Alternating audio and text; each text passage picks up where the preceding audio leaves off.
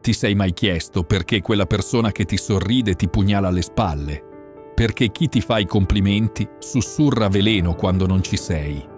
Oggi ti rivelo la verità che nessuno ha il coraggio di dirti. La maggior parte delle persone che conosci ti odia segretamente. E soprattutto come trasformare questo odio nella tua arma segreta per dominare la vita. Preparati, perché quello che sentirai cambierà tutto. Quando non tremi, loro perdono il controllo. Marco Aurelio scrisse: «Quanto guadagna in tranquillità chi non si preoccupa di cosa il vicino dice, fa o pensa, ma solo di ciò che egli stesso fa». E aveva ragione. La tua sicurezza in te stesso è come una luce accecante per chi vive nell'ombra delle proprie insicurezze. Ma cos'è davvero la sicurezza? Non è fingere di sapere tutto. È quella calma interiore che ti permette di dire «non lo so» senza vergognarti. È quella forza che ti fa camminare dritto anche quando tutti sussurrano. È quella pace che hai quando non devi dimostrare nulla a nessuno. Quando entri in una stanza e non cerchi approvazione, quando parli senza tremare, quando prendi decisioni senza chiedere permesso. Questo li terrorizza, perché tu fai quello che loro non hanno il coraggio di fare. Esistere senza scusarti. Le persone insicure hanno costruito la loro identità sulla paura. Paura del giudizio, paura del fallimento, paura di non essere abbastanza. Vivono in un mondo dove ogni azione deve essere approvata dal tribunale degli altri. E tu sei la prova vivente che si può vivere diversamente. La tua sicurezza li costringe a confrontarsi con una verità devastante. Tutto questo tempo, speso a cercare approvazione, è stato sprecato. Ogni volta che ti vedono prendere una decisione senza consultare il mondo intero, muore un pezzo della loro giustificazione per la propria debolezza. Ecco perché ti odiano. Non perché sei arrogante, ma perché sei libero.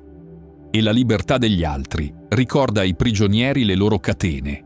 La tua sicurezza è lo specchio della loro paura. E nessuno ama vedere riflesse le proprie debolezze. Ma c'è di più. La sicurezza non è solo una qualità personale, è contagiosa. Quando sei sicuro di te, inconsciamente dai agli altri il permesso di essere sicuri anche loro. Ma chi ha costruito la propria identità sull'insicurezza non vuole guarire. Preferisce trascinare te nel suo inferno piuttosto che salire al tuo cielo. La prossima volta che qualcuno ti attacca per la tua sicurezza, ricorda: stanno solo proiettando su di te la loro guerra interiore. Tu continua a splendere. Per i prossimi 7 giorni, ogni mattina guardati allo specchio e di: oggi non chiederò il permesso di essere me stesso. Poi scegli una cosa che normalmente faresti solo dopo aver cercato approvazione e falla senza consultare nessuno. Può essere ordinare un piatto diverso al ristorante, esprimere un'opinione controcorrente o semplicemente vestirti come ti pare. Annota come reagiscono gli altri e soprattutto come ti senti tu. Demolisci le loro certezze false. Seneca diceva: ogni nuovo inizio deriva dalla fine di qualche altro inizio, ma non tutti sono pronti a lasciare andare le loro vecchie convinzioni. Quando tu vivi secondo i tuoi principi, quando non segui il gregge, quando pensi con la tua testa, diventi pericoloso per il loro sistema di credenze. La maggior parte delle persone non sceglie le proprie convinzioni, le eredita dalla famiglia, dalla società, dal gruppo di amici. Sono convinzioni di seconda mano, mai messe in discussione, mai testate nella realtà. E poi arrivi tu con la tua autenticità e frantumi tutto. Hai mai notato come reagiscono quando esprimi un'opinione diversa? Non è rabbia per quello che dici, è terrore per quello che rappresenti. La possibilità che abbiano sbagliato tutto, che abbiano vissuto una vita programmata da altri, invece di creare la propria. Il loro sistema di credenze è come un castello di carte. Ogni tua scelta autentica è un vento che minaccia di farlo crollare. Così fan tutti. Si è sempre fatto così. È normale. Queste sono le loro mura di protezione contro la verità scomoda che tu rappresenti. Ma ecco la cosa più potente.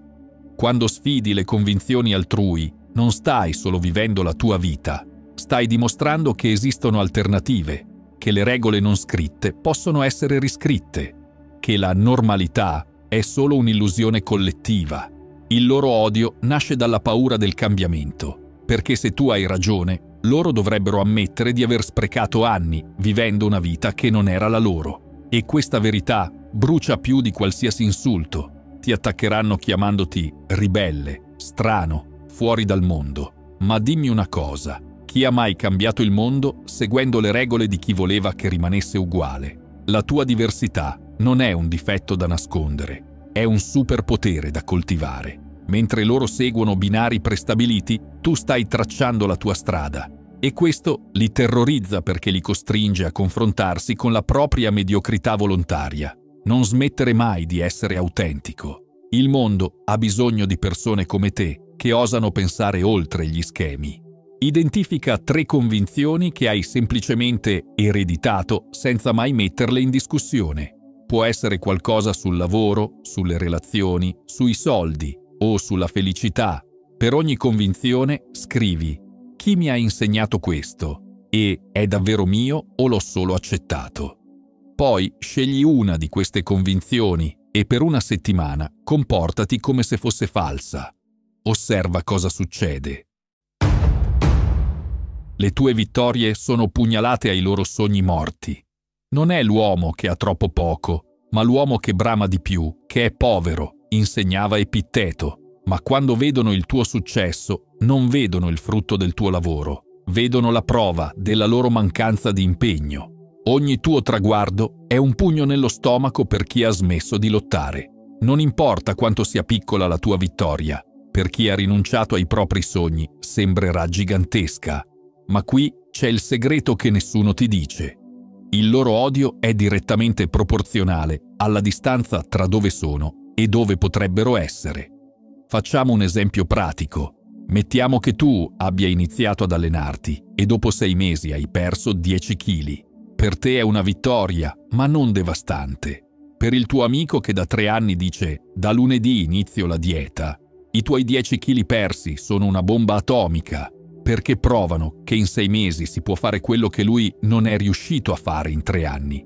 Ti odiano perché il tuo successo non è solo tuo, è un faro che illumina i loro compromessi, le loro scuse, i loro «domani inizierò davvero». Tu hai fatto quello che loro hanno solo sognato di fare. E invece di usare la tua storia come ispirazione, preferiscono distruggerti per sentirsi meglio.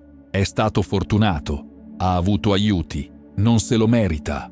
Qualsiasi cosa pur di non ammettere la verità, che il successo è una scelta, non un caso, che è il risultato di 1000 piccole decisioni prese ogni giorno quando nessuno guardava. Ma ecco la parte più crudele. Spesso quelli che ti odiano di più per il tuo successo sono quelli che avevano le tue stesse opportunità, anzi, a volte anche di più. Ma dove tu hai scelto di impegnarti, loro hanno scelto di lamentarsi. Dove tu hai rischiato, loro hanno cercato sicurezza. Dove tu hai investito su te stesso, loro hanno investito in scuse. Il tuo successo diventa così la prova inconfutabile che le loro scelte erano sbagliate. E nessuno ama essere confrontato con le conseguenze delle proprie decisioni.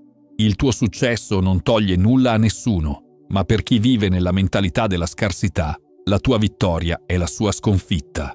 Falli pensare così. Tu continua a vincere. Scrivi i tuoi 3 più grandi successi degli ultimi 2 anni. Per ognuno, identifica esattamente cosa hai fatto di diverso dal 90% delle persone. Non dire «ho avuto fortuna». Scava. Quali abitudini? Quali sacrifici? Quali scelte difficili? Poi, per ogni successo, scrivi il nome di una persona che ha reagito negativamente. Ora capisci, non era invidia per te, era rabbia per se stessi. Usa questa consapevolezza per non farti più ferire dalle loro critiche. Occupi tutto lo spazio che loro non osano prendere. Marco Aurelio ci ricorda: non abbassarti mai al livello di chi vuole trascinarti nel fango. Mantieni la tua dignità. E tu lo fai. Non accetti compromessi sulla tua autenticità. Non ti nascondi per far sentire gli altri più importanti. Questo li manda in bestia. Sono abituati a persone che si rimpiccioliscono, che si scusano per esistere, che si nascondono per non dare fastidio. E tu, invece, occupi il tuo spazio legittimamente, senza vergogna. Ma rimpicciolirsi non è solo una questione di personalità, è un'epidemia sociale. Quante volte hai visto persone intelligenti fingere di essere stupide per non far sentire gli altri inadeguati? La società ci ha insegnato che essere grandi è egoista, che brillare significa offuscare gli altri, che se vuoi essere amato devi essere piccolo, insignificante, invisibile. Questa è la più grande bugia mai raccontata. Il tuo rifiuto di sminuirti è una dichiarazione di guerra al loro ego. Perché se tu puoi essere grande, perché loro dovrebbero rimanere piccoli? Se tu puoi brillare, perché loro dovrebbero nascondersi? La tua grandezza li costringe a confrontarsi con la propria piccolezza volontaria. Ecco il paradosso. Più ti limiti per farli sentire a loro agio, più ti disprezzano, perché sanno che stai mentendo. Sanno che dentro di te c'è molto di più. E questa consapevolezza li fa sentire ancor più insignificanti. È un circolo vizioso che non ha fine. Ma ecco la verità brutale. Non è tuo compito farti piccolo per far sentire gli altri grandi. Non sei nato per vivere una vita dimezzata solo per non ferire l'ego altrui. Sei nato per essere tutto quello che puoi essere, senza scuse e senza compromessi. Quando ti limiti, non stai solo tradendo te stesso, stai tradendo anche il mondo, che ha bisogno della tua grandezza. Stai tradendo quelle persone che potrebbero ispirarsi al tuo esempio. Stai scegliendo la comodità temporanea invece dell'impatto duraturo. Continua a occupare il tuo spazio. Continua a essere tutto quello che puoi essere. Chi ti ama davvero celebrerà la tua grandezza, non la temerà. Per i prossimi 5 giorni, ogni volta che stai per rimpicciolirti, sminuire un tuo successo, nascondere una tua qualità, scusarti per essere bravo in qualcosa, fermati e fai l'opposto. Se qualcuno ti fa un complimento, invece di dire «ma no, non è niente», di «grazie, ci ho lavorato molto». Se hai un'idea brillante in riunione, condividila invece di tacere. Conta quante volte al giorno ti stavi per sminuire. Il numero ti scioccherà. Avanzi mentre loro marciscono nello stesso posto. Oggi sarò migliore di ieri. Questo è tutto ciò che conta, diceva Marco Aurelio. E tu lo vivi. Cresci, evolvi, migliori. Ogni giorno è un passo avanti nel tuo percorso di crescita personale. Ma per chi è bloccato, la tua evoluzione è un insulto personale. Vedono la persona che eri un anno fa e la persona che sei oggi. E la differenza li acceca. Perché loro sono sempre gli stessi, con gli stessi problemi, le stesse lamentele, le stesse scuse. Il progresso ha una caratteristica brutale, è visibile. Non puoi nascondere di essere migliorato, non puoi fingere di essere sempre uguale quando la tua crescita è evidente in ogni gesto, in ogni parola, in ogni scelta che fai.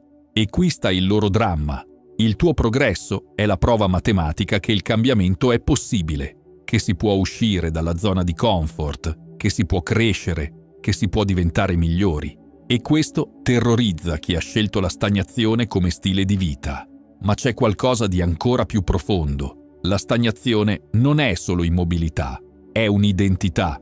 Alcune persone hanno costruito la loro intera personalità attorno ai loro problemi. Io sono quello ansioso, io sono quello sfortunato, io sono quello che non riesce mai. E tu arrivi e dimostri che questi non sono destini, ma scelte.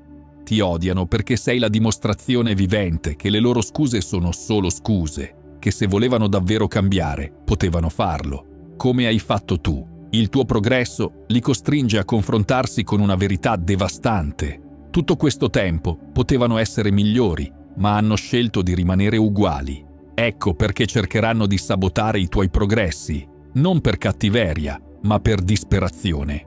Se tu torni come eri prima, la loro stagnazione torna ad essere normale. Se tu rimani migliorato, la loro immobilità diventa una scelta consapevole e ingiustificabile. Non rallentare mai per aspettare chi ha scelto di rimanere indietro. La tua crescita è sacra. Proteggila come proteggeresti la tua vita, perché in un certo senso è la tua vita. Il progresso non è un lusso per privilegiati. È un diritto di nascita per chiunque abbia il coraggio di mettere in discussione chi è oggi per diventare chi potrebbe essere domani.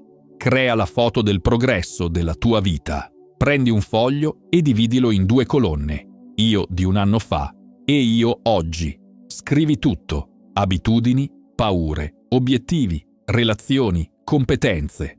Poi cerchia in rosso ogni miglioramento, anche il più piccolo. Alla fine conta. Quanti miglioramenti hai fatto? Questo ti darà una chiara visione del tuo progresso e ti aiuterà a capire perché alcune persone si sentono minacciate da te. Appendilo dove puoi vederlo ogni giorno. Non hai bisogno di nessuno e questo li distrugge. Seneca insegnava: l'uomo libero è colui che non teme la solitudine, perché ha imparato a stare bene con se stesso. Tu hai imparato questa lezione. Non hai bisogno di nessuno per sentirti completo e questo li terrorizza. Viviamo in una società di dipendenti emotivi, persone che non sanno stare sole, che hanno bisogno di conferme costanti, che crollano senza l'approvazione altrui. Tu invece sei autosufficiente, ma l'indipendenza non è solo una qualità, è un superpotere. Quando non dipendi da nessuno per la tua felicità, per la tua autostima, per le tue decisioni, diventi incontrollabile. E questo spaventa chi ha costruito il proprio potere sulla dipendenza altrui.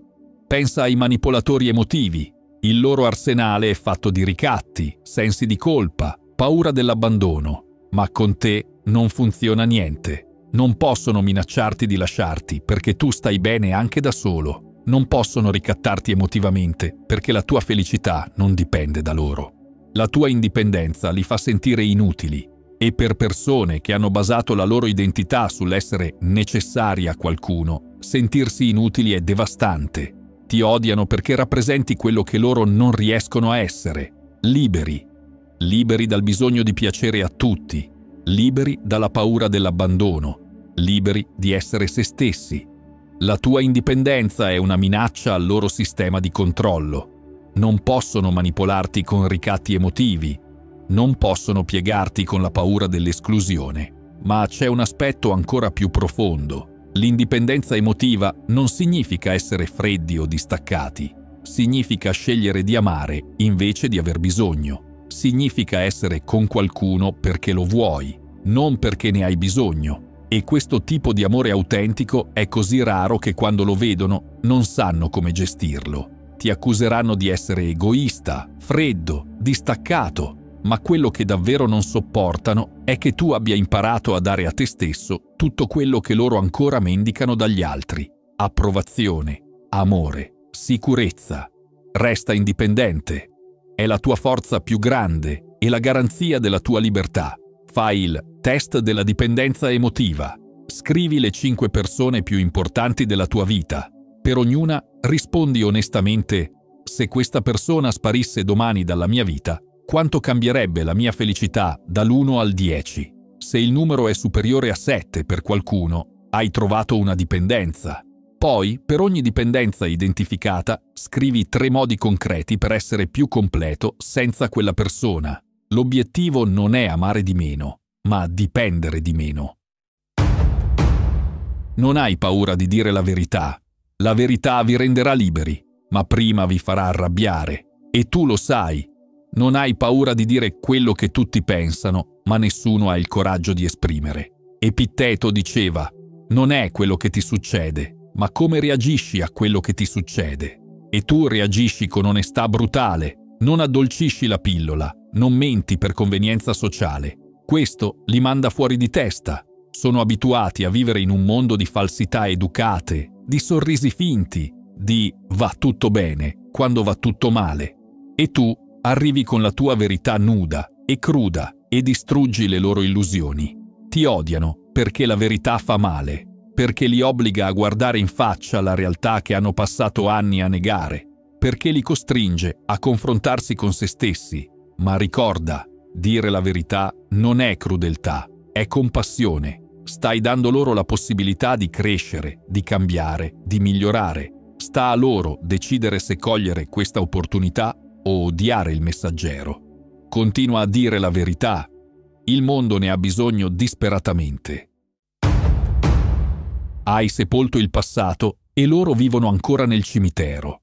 Marco Aurelio scriveva: non sprecare il resto della tua vita in pensieri su altre persone. Tu hai capito questo principio. Non vivi ancorato a vecchi rancori, a dolori passati, a errori che non puoi più cambiare. E questo li fa impazzire, perché loro sono prigionieri del loro passato, rimuginano sui torti subiti, si lamentano di quello che poteva essere, vivono in un museo di rimpianti. Ma vivere nel passato non è solo nostalgia, è una strategia di sopravvivenza per chi ha paura del futuro. È più facile rimanere vittima di quello che è successo ieri che prendere responsabilità per quello che succederà domani. Tu invece hai scelto la libertà, hai perdonato non per loro, ma per te. Hai lasciato andare non perché se lo meritassero, ma perché volevi essere libero. E questa libertà è uno schiaffo alla loro prigione emotiva.